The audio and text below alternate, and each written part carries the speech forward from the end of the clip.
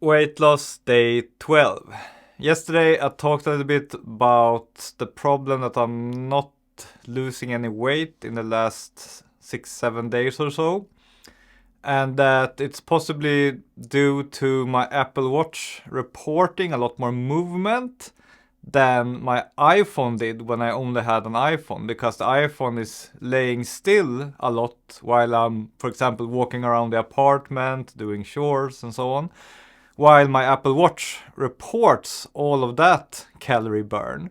And there is obviously a difference there. I'm not sure how big, but maybe it was big enough to make me not lose weight because I set my calorie goal a little bit too low. Or high, depending on how you look at it. So actually, after recording yesterday's video, I decided to change from 1,300 calories net per day to 1,100 calories. So hopefully that should kind of tip the balance so that I start losing weight again. It could, of course, still be that I am losing weight, but as you know, the day-to-day weight on the scale can often get stuck on a plateau and then suddenly it drops again. That could also be the case.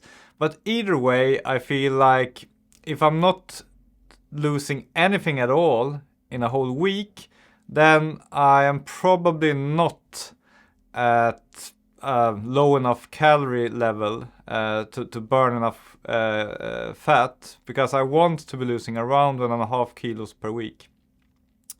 Anyway, so I did reach my goal of only eating 1,100 calories yesterday net after removing exercise, and it was no problem at all, so I'm happy to stay here. At least it is no problem at all if I exercise, which I did yesterday.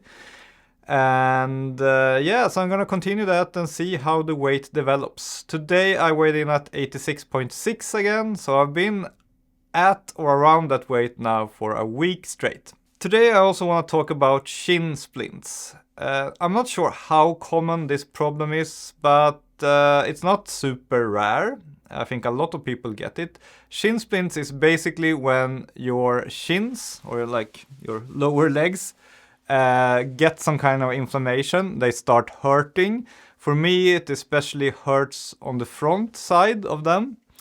And this usually happens when you go from not running or walking a lot to running and walking a lot in a short period of time.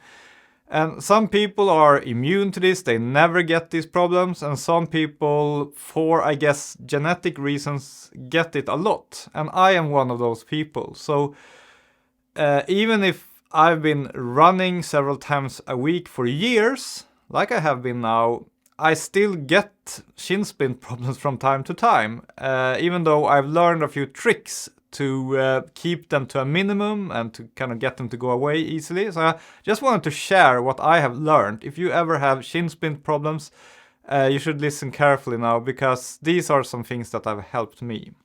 First of all, if you decide to start running or doing power walks, I know that it can be very tempting to just go all in, go very long distances and go hard from the start, but please try to start slowly. If you plan to start running, maybe your first goal should be to just run for 15 minutes straight, or even just 10 minutes straight, and then do that for a couple of weeks until it feels comfortable, and then increase it slowly. Maybe then increase it to 15 minutes, and then 20 minutes, and then 30 minutes, and do this over a period of weeks. Then you will lower the risk of getting shin splint problems or any other injuries as well. So that is a really good thing, to start slowly with your exercise. Another thing that has helped me is to use compression socks. I have done a lot of research on how to alleviate shin splints, and some people recommended compression socks. Basically, these are socks that go all the way almost up to the knee, and that push tightly on your shins. And I'm not sure if it's placebo, but I think it actually helps. I think since I started running with compression socks, I have a lot less shin splint problems. So it's definitely worth trying. These socks kind of look like the socks that soccer players have. And by the way, all the things I'm saying now are things you can do to avoid getting shin splints.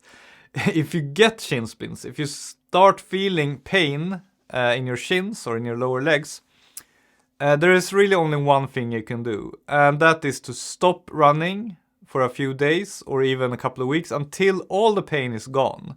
A good test is to, I usually like push with my thumb like this, and if I feel the slightest amount of pain when I do that, I know that I still have like this inflammation in the legs, and then you should just avoid running at all, and actually preferably you should walk as little as possible. And that is of course a dilemma if you're trying to lose weight and you need to exercise every day. My best tip for you then is to just try to do something that does not put heavy pressure on your shins. Swimming is a great thing. Maybe exercise bike, even though I personally find that too boring, but that is probably a good idea to try. Yeah, or rowing or whatever, something that goes easier on your shins. Biking is probably great, like riding a bicycle. So just find something else and do that for a few days until all the pain goes away.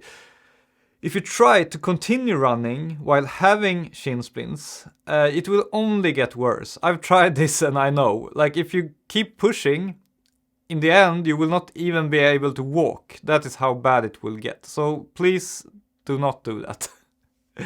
Another thing that can help you with shin splints and prevent it from happening is to run on soft surfaces. Like the worst thing you can do if you have shin splints or tendencies to get them is to only run on asphalt or like stone or something like that. Try to run in a forest as soft as possible. That is the best thing.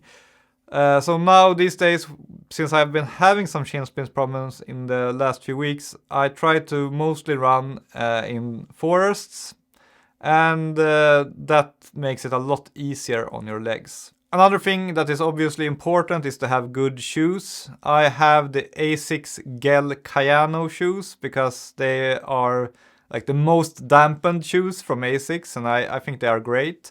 Also, make sure to buy new shoes like once a year because they get worn out, they get less and less soft over time. And I think it's a really, even though shoes are expensive, running shoes are really expensive, I think it's a really good investment, especially if you have problems with shin splints. I also heard that it might be possible to do surgery to solve your shin splints problems. But for me personally, I don't think it's severe enough for me to do that, even though it would be very nice because I would love being able to run every single day, because that is like, it's not possible for me. Like I can run at most maybe every other day, otherwise I typically get problems with shin splints.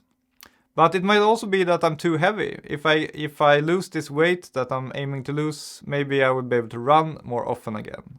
Alright, was a pretty long video today.